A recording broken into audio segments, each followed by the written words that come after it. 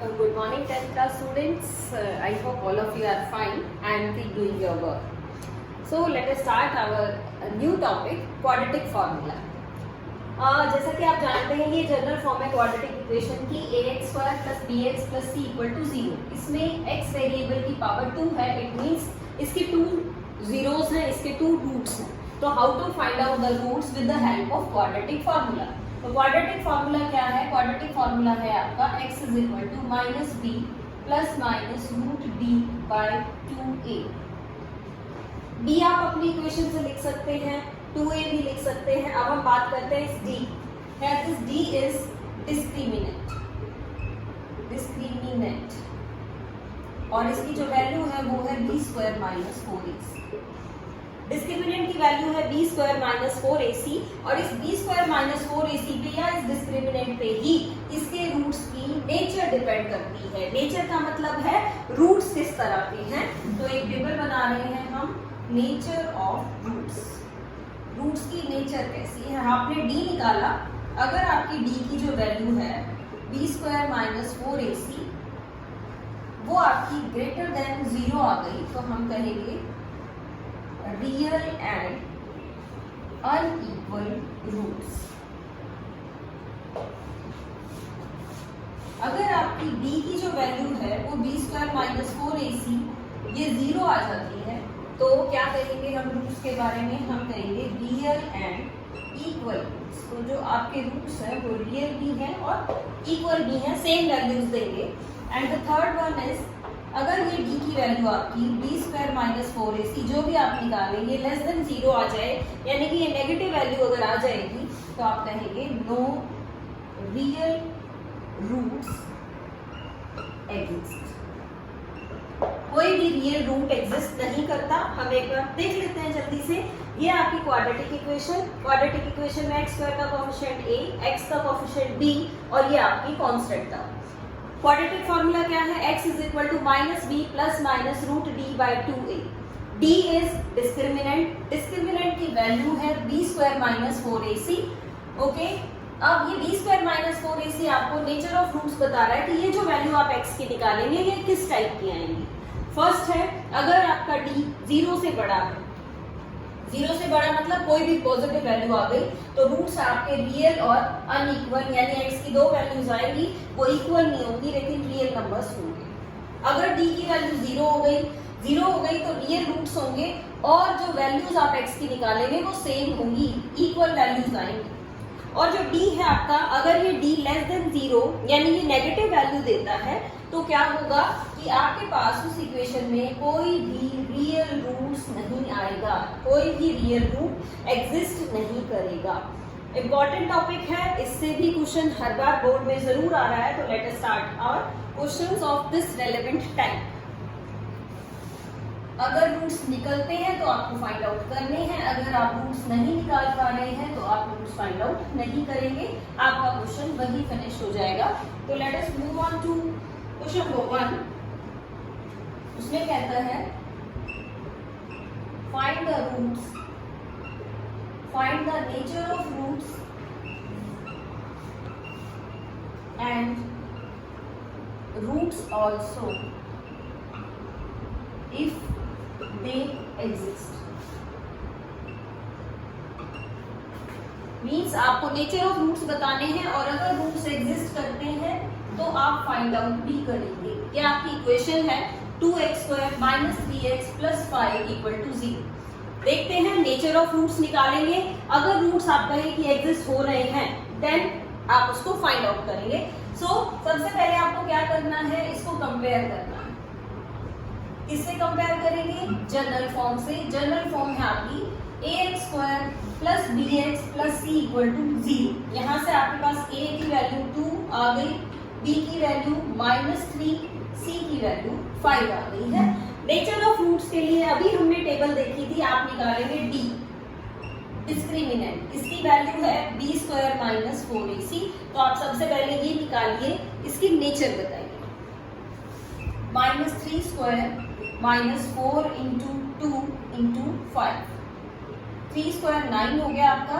ये आ गया है आपके पास 4 2 जा 8 5 जा 40 और ये आया आपके पास -31। -31 बेटा किस टाइप का रूट आ गया है? -31 आपका लेस देन 0 है, मींस d यानी b² - 4ac लेस देन 0। अभी हमने टेबल से पढ़ा था, अगर लेस देन 0 होगा तो आप क्या कहेंगे? So this equation has no real roots, कि इस इक्वेशन के कोई रियल रूट्स ही नहीं है। रूट्स नहीं है तो आप इनको फाइंड आउट भी नहीं कर सकते, आपका क्वेश्चन यहीं पे एंड हो जाएगा। अगर रूट्स होंगे तभी आप फाइंड आउट करेंगे, अदरवाइज आप रूट्स फाइंड आउट नहीं कर सकते। एक और पार्ट देखते हैं, पार्ट है आपका थर्ड पार्ट है आपकी एक्सरसाइज का 2x² - 6x + 3 = 0। जो इक्वेशन है वो है 2x² - 6x + 3 = 0। इसमें भी हम कंपेयर करेंगे तो a की वैल्यू 2, b की वैल्यू -6 और c की value 3। Same way d find out कीजिए, b² - 4ac -6 का स्क्वायर -4 × 2 × 3, ये आ गया 36 माइनस ये आ 24, वैल्यू आ गई आपके पास 12। 12 कैसा है? 0 से बड़ा है, यानी जो आपका d है वो 12 है, 0 से बड़ा है। सो this equation has real and unequal कह लीजिए, या आप डिफरेंट वर्ड भी यूज कर सकते हैं, डिफरेंट रूट्स। कैसे रूट्स हैं इसके? डिफरेंट रूट्स हैं। अगर डिफरेंट है तो आप फाइंड आउट करिए, क्वाड्रेटिक फॉर्मूला लिख लेते हैं, -d ± √d/2a। वैल्यूज पुट कर लेते हैं, माइनस का साइन और फिर d की वैल्यू भी माइनस की, ब्रैकेट लगानी पड़ेगी आपको, ±√12/2a यानी 2 × 2। सॉल्व करते हैं इसको, ये आ जाएगा 6 ± √12 को आप लिख सकते हैं 4 × 3 और रूट से बाहर निकालेंगे तो ये आपके पास आएगा 2√3/4। 2 कॉमन निकालिए इन दोनों वैल्यूज में से, हमने 2 कॉमन निकाला, यहाँ 3 आ गया, ±√3/4 कट कर लीजिए, 2 1 जा 2 2 जा, जो वैल्यूज है वो आई 3 ±√3/2। अलग अलग भी करके लिख सकते हैं। अलग अलग करके कैसे लिखेंगे? आप कहेंगे दो वैल्यूज हैं, 3 +√3/2 और 3 -√3/2, यानी इसकी दो वैल्यूज आ गई हैं आपके पास, 3 +√3/2 और 3 -√3/2। ये आपका रूट में आ गया है तो आप इसको ऐड या सब्ट्रैक्ट नहीं कर सकते, इसको आप यहीं पे छोड़ देंगे, यही आपका आंसर हो जाएगा। अगर ये रूट प्रॉपरली सॉल्व हो जाता तो आप ऐड और सब्ट्रैक्ट करके डायरेक्ट वैल्यूज निकाल सकते थे। तो ये क्वेश्चन है nature of roots find out करना, और इफ रूट्स फाइंड आउट करने, इफ दे एग्जिस्ट, अगर रूट्स एग्जिस्ट कर रहे हैं तो कैसे आप इसको फाइंड आउट करेंगे।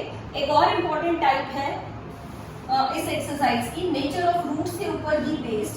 अब वो क्वेश्चन देखते हैं कि आप उसको किस तरह से सॉल्व करेंगे या किस तरह से उसको निकाल सकते। So let us move on to question number 2। Question number 2 कहता है आपको find the value of k, find the value of k, k की वैल्यू फाइंड आउट करेंगे, so that the given equation has equal roots. k की value बताइए, क्वेश्चन में given है आपको कि जो रूट्स हैं वो कैसे हैं, वो इक्वल रूट्स हैं। तो फर्स्ट पार्ट इजी है, मैं आपको सेकंड पार्ट करवा रही हूँ। देखिए क्या है सेकंड पार्ट, kx × x - 2 + 3 = 0। ये आपकी क्वाड्रेटिक इक्वेशन है, kx × x - 2 + 6 है यहाँ पे, +6 = 0। तो आप इस इक्वेशन को किस तरह से सॉल्व कर सकते हैं? सबसे पहले हम इस इक्वेशन को नॉर्मल फॉर्म में लिखेंगे। नॉर्मल फॉर्म में मींस इसको सॉल्व करेंगे, x² अलग होना चाहिए, x अलग होना चाहिए और कांस्टेंट टर्म अलग होनी चाहिए, जनरल फॉर्म की तरह। तो इस kx को मल्टीप्लाई कर लीजिए आप, kx² माइनस kx को अंदर भी मल्टीप्लाई कीजिए, 2kx + 6 = 0। अब आप इसको कंपेयर करें, कंपेयरिंग विद, किससे कंपेयर करना है? ax² plus bx plus c equal to 0। Compare करिए, इस क्वेश्चन में a की वैल्यू तो है k, b की वैल्यू -2k और c की वैल्यू है आपकी 6। अब हमें क्वेश्चन में क्या कहा गया है कि this equation has equal roots. हम लिखेंगे given that it has equal roots. जो आपकी इक्वेशन है उसके रूट्स है इक्वल। सो अगर रूट्स इक्वल है तो जो आपका d है b² - 4ac वो क्या होना चाहिए, 0 के इक्वल होना चाहिए। वैल्यूज पुट कर लेते हैं, -2k² -4 इंटू a की जगह लिखिए a, c की जगह लिखिए 6 इक्वल टू 0। अब देखते हैं, सॉल्व करते हैं इसको। 4k² -24k equal to 0। Common निकालते हैं, 4k यहाँ आएगा k -6 इक्वल टू 0। दो फैक्टर्स हैं, इसका मतलब या तो 4k 0 के इक्वल है या k -6 0 के इक्वल है। यहाँ से k की वैल्यू एक तो आ गई है 0 और एक यहाँ से k की वैल्यू आ गई है 6। दो वैल्यूज आ गई है k की, लेकिन हम ध्यान से देखते हैं, अगर k की वैल्यू 0 होगी, if k is equal to 0 then given equation does not exist. इसका मतलब क्या है, इसका मतलब ये है कि अगर k की वैल्यू 0 यानी यहाँ पे 0 आ गया तो ये टर्म 0 बन गई, यहाँ 0 आ गया तो ये भी टर्म 0 बन गई, सिर्फ 6 बचे आपके पास। यानी अगर k 0 होगा तो ये इक्वेशन बनेगी ही नहीं, this equation does not exist. तो k की वैल्यू आपको लेनी ही नहीं है, रिजेक्ट करनी है। सो k इज इक्वल टू 6। तो जो आपका आंसर आया है वो क्या आ गया है, k की वैल्यू 6 आ गई है। यही आप इसका आंसर लिखेंगे। So I think now let us move on to the next question. Question number 3. इस एक्सरसाइज में ज्यादा क्वेश्चंस नहीं हैं, मोस्टली तो ये स्टार्टिंग वाले क्वेश्चंस में से ही एग्जाम में डालता है। या तो आपसे k की वैल्यू पूछी जाएगी या आपसे नेचर ऑफ रूट्स पूछे जाते हैं। इसके बाद एक हम एज वाला क्वेश्चन करते हैं। क्वेश्चन नंबर 4 है ये। इसमें कहा गया है is the situation possible. Is the situation possible. Situation possible का मतलब भी समझेंगे इसमें। इफ सो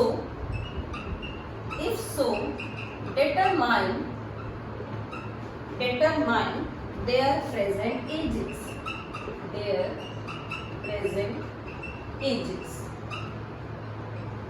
क्वेश्चन देखते हैं क्या क्वेश्चन कहता है, the sum of ages of a mother and her daughter, a mother and her daughter की एक मदर है और उसकी डॉटर है, उन दोनों की एजेस का सम है 20 इयर्स। कि माँ और बेटी की एज मिला के 20 इयर्स है। 4 इयर्स एगो 4 साल पहले the product of their edges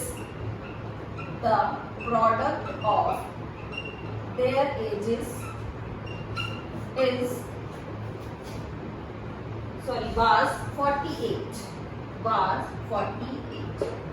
इस कंडीशन से आपको इक्वेशन बनानी है।